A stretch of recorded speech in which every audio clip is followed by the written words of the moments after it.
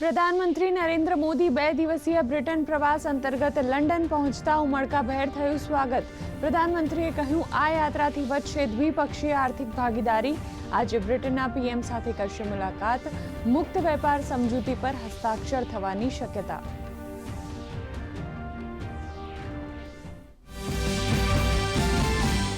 ચોમાસુ સત્રનો આજે ચોથો દિવસ. બંને સદનમાં 4 વિધેયક ચર્ચા માટે સૂચિબદ્ધ.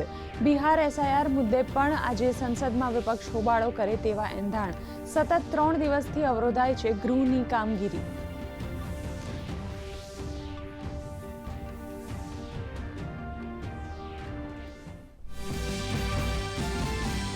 કેન્દ્રીય ગૃહ અને સહકારિતા મંત્રી અમિત શાહ આજે કરશે નવી રાષ્ટ્રીય સહકાર નીતિ 2025ની જાહેરાત.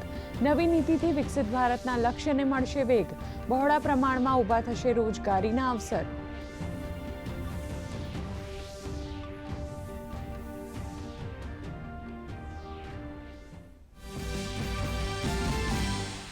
બે 2006ના મુંબઈ બ્લાસ્ટ કેસની આજે સુપ્રીમ કોર્ટમાં સુનાવણી. આજીવન કારાવાસ અને ફાંસીની સજા પામેલા 12 આરોપીઓની મુક્તિ અંગેના બોમ્બે હાઈકોર્ટના નિર્ણયને મહારાષ્ટ્ર સરકારે આપ્યો છે પડકાર.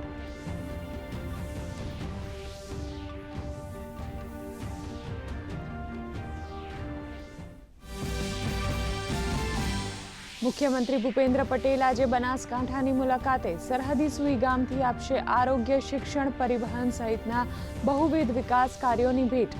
એસટી નિગમની 11 બસને પણ કરાવશે ફ્લેગ ઓફ. તો બીએસએફના જવાનો સાથે નડાબેટમાં કરશે સંવાદ.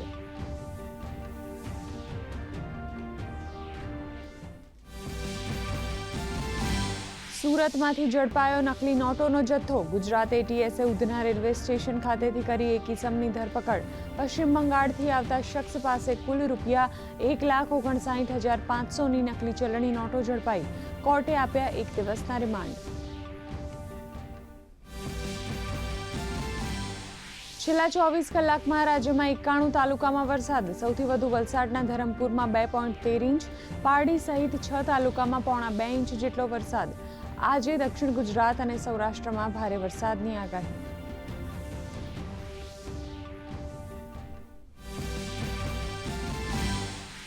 શતરંજમાં ભારતના દિવ્યા દેશમુખનો ફિડે ફાઇનલમાં દબદબાભેર પ્રવેશ. ફિડે વિશ્વકપના ફાઇનલમાં પહોંચનારા પ્રથમ ભારતીય ખેલાડી બન્યા. તો કોનેરુ હમ્પી રમશે સેમીફાઇનલમાં.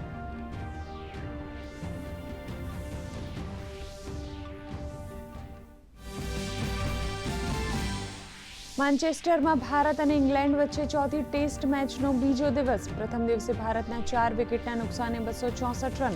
યશસ્વી જયસ્વાલ અને સાઈ સુદર્શને ફટકાર્યું અર્ધશતક.